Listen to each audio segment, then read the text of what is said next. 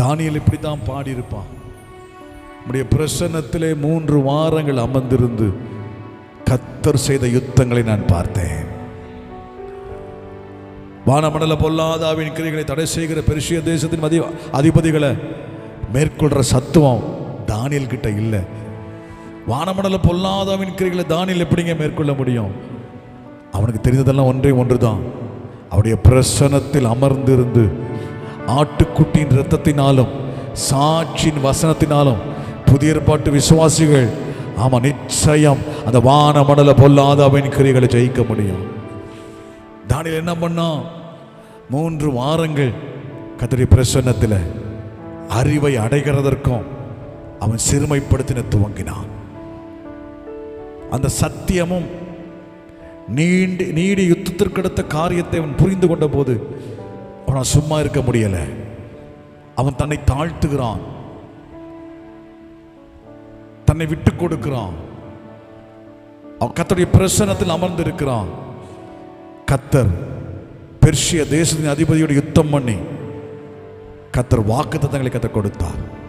கடைசி நாட்களில் நடக்க போகிற ரகசியங்களை கர்த்தர் தானியேலுக்கு வெளிப்படுத்தி கொடுத்தார். இந்த 2026ஆம் ஆண்டிலும் இந்த 21 நாட்களும் கர்த்தருடைய பிரசன்னத்தில் மாத்திரம் அமர்ந்திருந்து அவன் நமக்காய் செய்கிற யுத்தங்களை கண்டு தேவநாமத்தை உயர்த்துகிற கிருபைகளை கர்த்தர் தருவாராக. அப்படியே கண்களை மூடி கரங்களை மேலே உயர்த்தி, உந்தன் பிரசன்னத்தில் அமர்ந்திருந்து நீர் செய்யும் யுத்தம் காண்பே.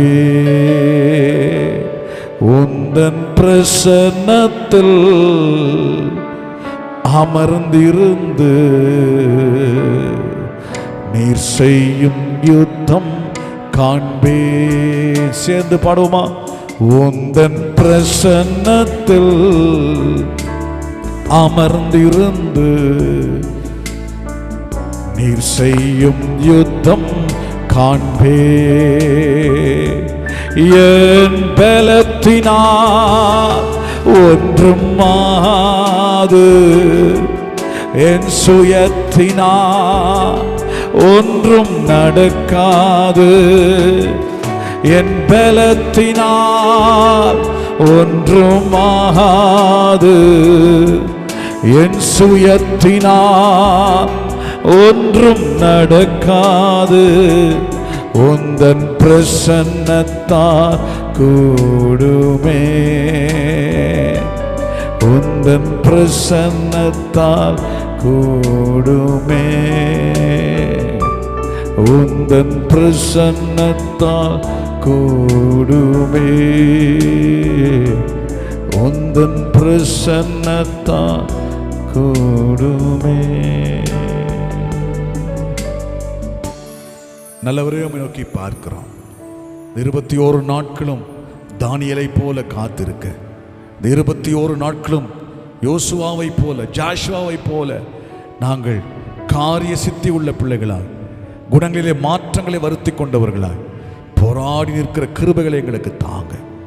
வந்த ஜனங்களை கர்த்தர் ஆசீர்வதியும். சத்தம் கேட்கிற எல்லாரையும் கர்த்தர் ஆசீர்வதியும்.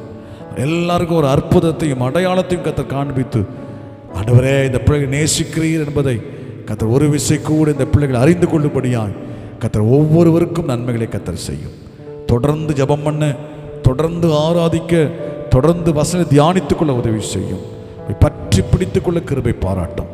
இயேசு கிறிஸ்துவின் மூலம் ஜெபம் கேளும் நல்ல பிதாவே.